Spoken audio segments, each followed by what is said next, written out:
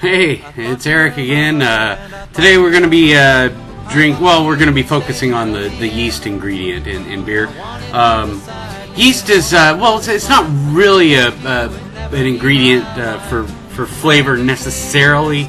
It's a single-celled microorganism that its duty in life to us is to eat sugar and turn it into alcohol and carbon dioxide. For the most part, it does its job and then it drops out, and most of the beers that you're going to have are then filtered so the yeast gets pulled out even more extremely. However, some beers, Sierra Nevada Pale Ale, for example, has yeast in it, but you can't really taste it. We'll be doing the Francis Connor Hefe-Weisse tonight. And the Hefe means with yeast, and just to make sure that we get some yeast in it, we're going to take the bottle and roll it around a little bit, kind of gently make sure that the yeast is stuck on the bottom, kind of gets up into solution a little bit there, and then we will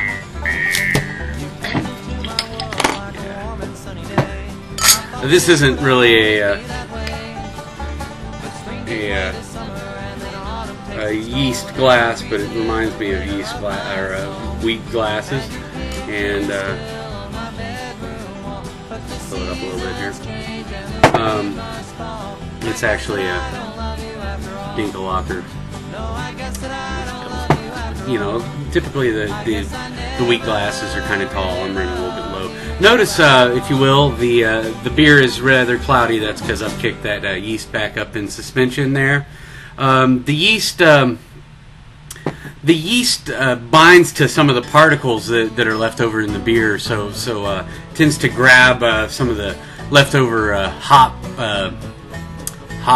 residue and so forth that binds into the yeast. So oftentimes with a wheat beer or beer that's going to have a lot of yeast in it, you're going to kind of reduce the hopping levels a little bit, because you're going to get actual yeast bite, yeast bitterness, and a little bit of a hop bite, just because it's carrying that around in there. But they kind of compensate for that ahead of time for you, which is real convenient.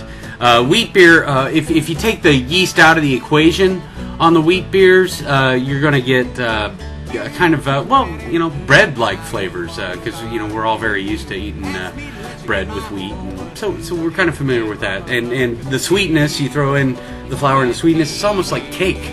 But you use this yeast, the wheat yeast, in fact, pull off a lot of fruity sort of overtones as well. So now, number one, notice a nice kind of cloudy beer this go around.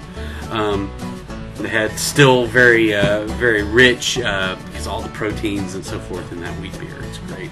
And then the aroma with the wheat yeast, typically fermentation temperature goes up a little bit, so you get a few more mistakes, alcohol, carbon dioxide, and then some esters and phenols and things like that. The esters show up as fruity sort of smells, and bananas and things like that. The phenols are actually kind of smoky, in extreme, almost medicine-y sort of flavors.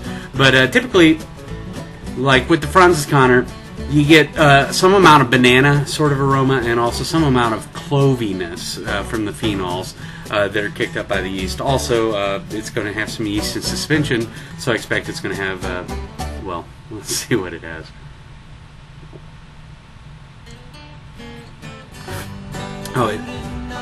It's so good. It has yeasty, wonderful, cakey, fruity. It's a lovely, lovely beer. And that's the let's see, Francis Connor Hefe-Weisse right there. There's lots of Hefe-Weisses out there. In fact, when I lived in Portland, Oregon, and first started homebrewing back in the early 90s, whatever, my transitional beer, my Keystone beer, if you will, because prior to that, I primarily had Keystone, was the Widmer Hefe-Weisse, which is more of an American style, but still they got the yeast in it. It's just a little bit less heavy with some of the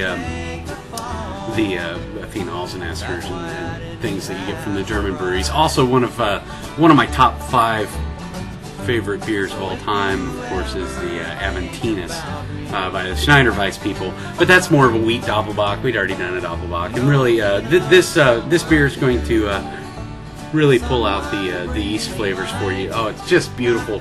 You can't see it here, but when you pour your own glass, you're going to notice just lovely cascades of almost champagne-like bubbles, tiny, tiny, tiny bubbles. Anyway, another sip. So that yeast, yeah, it's the yeast bite. So it's a little bit different than the bitterness just from the straight hoppy beer. It's a little more rounder. It comes back around a little bit more, and then the sweetness, like I say, it's almost like cake. With a little bit of bitterness to kind of round it out and make it refreshing. Oftentimes with the wheat beers, although we're not really talking about wheat beers, we're talking about the yeast characteristic, you'll serve it with a lemon. I've talked to many people from Germany, and they can't seem to give me an answer one way or the other whether or not these are served with lemons in Germany or not. But anyway, that's a nice thing you can do. A real great, refreshing summertime beer. Also good and fortifying, nice proteins and all that good stuff. Anyway, yeast turns the sugar water into alcohol and carbon dioxide for you. Hefe means with yeast, basically. Hefe-Weisse. Don't get a crystal Weiss. Get a Hefe-Weisse. And, hope you had fun. I enjoyed drinking this beer with you. I'll see you at the end of the bar. Bye.